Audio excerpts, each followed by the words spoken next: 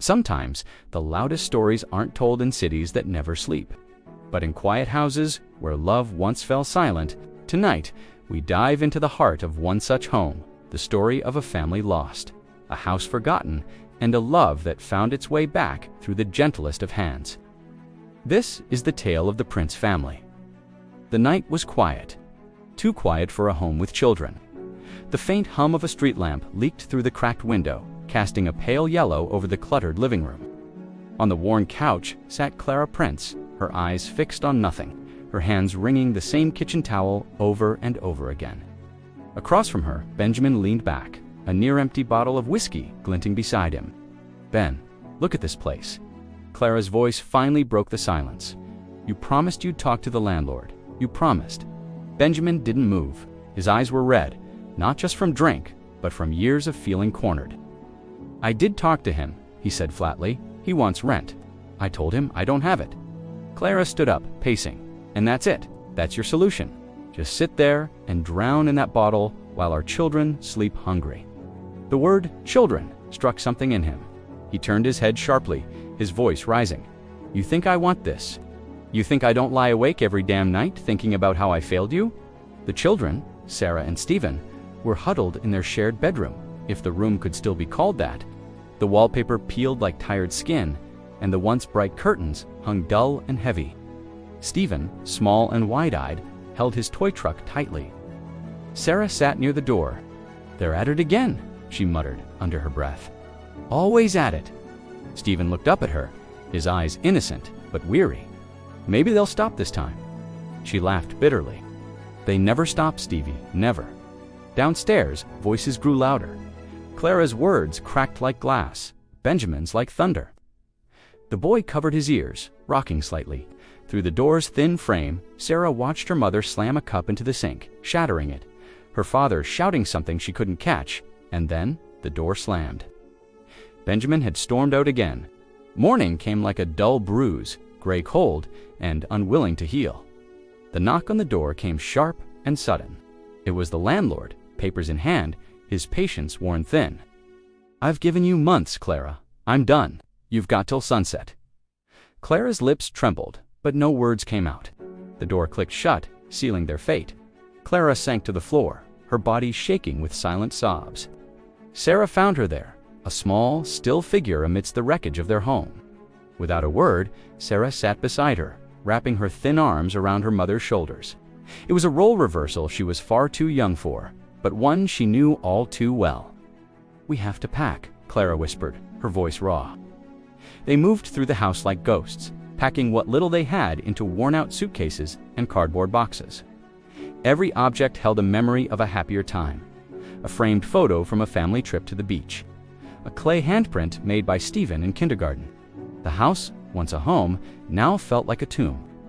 Benjamin returned as the sun began to dip below the horizon, painting the sky in hues of orange and purple.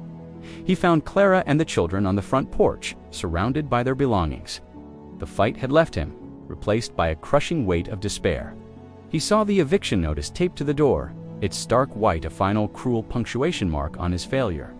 He looked at his family, truly looked at them, and saw not the anger and disappointment, but the fear in his children's eyes and the utter exhaustion on his wife's face. I'm so sorry," he stammered, the words feeling hollow even to him. Klara just looked at him, her eyes empty. There was nothing left to say. They had nowhere to go. They spent that night in a cramped, cold motel room, the silence between them heavier than any argument had ever been. The next few weeks were a blur of cheap motels. In the sterile quiet of homeless shelters, Benjamin found odd jobs, earning just enough to keep them fed, but the shame was a constant companion. He stopped drinking, not out of any grand decision, but because he couldn't afford it, and more importantly, he couldn't bear to look at his children with alcohol on his breath. He started talking to them, really talking. He helped Sarah with her homework under the dim light of a shelter lamp and played with Stephen and his toy truck on the cold linoleum floor. One evening, a social worker named Mrs. Gable visited them at the shelter. She was a kind woman with warm eyes who had seen countless families like the Prince's. She listened to their story without judgment. "There's a program," she said gently. "It helps families get back on their feet. It provides temporary housing and job assistance, but it requires commitment from both of you. For the first time in a long time, a flicker of hope ignited in Klara's eyes. Benjamin looked at her, then at his children, and nodded. "We'll do it," he said, his voice firm. "We'll do whatever it takes." The program was tough. It involved mandatory counseling sessions, both individually and as a couple. In those sessions, years of resentment, unspoken fears, and buried pain came to the surface. They fought, they cried, but for the first time, they also listened. Benjamin talked about the pressure of being a provider, the shame of losing his job, and how he used alcohol to numb the feeling of being a failure.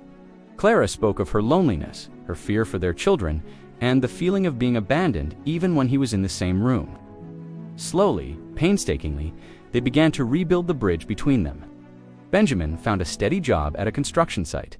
It was hard labor, but he came home tired and sober, his hands calloused but his spirit lighter. Klara enrolled in a community college course to get her nursing assistant certificate, rediscovering a part of herself she thought was long gone. They were given a small, subsidized apartment. It was bare, but it was clean, and most importantly, it was theirs. The first night, they didn't have much, just a few mattresses on the floor, but they ordered a pizza and ate it together, laughing. Sarah and Stephen, seeing their parents smile at each other, began to lose the weary, aged look in their eyes. The laughter in the small apartment was a sound more beautiful than any music. One Saturday, Benjamin came home with a can of yellow paint. "Remember the wallpaper in your old room?" he asked the kids. They nodded. "I thought we could do something different here." They spent the entire weekend painting the children's new room, a bright, sunny yellow. Splatters of paint got on their clothes and in their hair, and in the middle of it all, Benjamin flicked a drop of paint on Klara's nose. She gasped, then laughed, and flicked some back at him. Sarah and Stephen watched, giggling, as their parents engaged in a playful paint fight. It wasn't a fairy tale ending. There were still hard days, bills were tight, and old habits sometimes threatened to resurface. But the difference was, now they faced them together. They talked things through instead of letting them fester. The silence in their home was no longer a weapon, but a comfortable peace. A year later, the Prince family stood in front of a small rented house with a little patch of green for a yard. It wasn't fancy, but it was a home. Benjamin held Klara's hand, his grip firm and steady. Sarah was chasing Stephen around the yard, their laughter echoing in the evening air. Benjamin turned to Klara, his eyes clear and full of a love that had been tested by fire and had come out stronger. "I promised you a home," he said softly. "It took me a while, but here we are." Klara leaned her head on his shoulder, a genuine, peaceful smile on her face. "We're home," she corrected him. Love doesn't always shout from the rooftops. Sometimes it's a quiet promise kept, a shared meal on the floor, a playful splash of yellow paint. The Prince family learned that a house is just walls and a roof. But a home is built with forgiveness, rebuilt with effort, and maintained with a love that refuses to be forgotten. Their story is a powerful reminder that even in the darkest of nights, the sun will rise, and it's never too late to find your way back to the ones you love. Thank you for watching. If you or someone you know is struggling with family issues or housing insecurity, please know there is help available. Remember to be kind to one another, and we'll see you in the next story.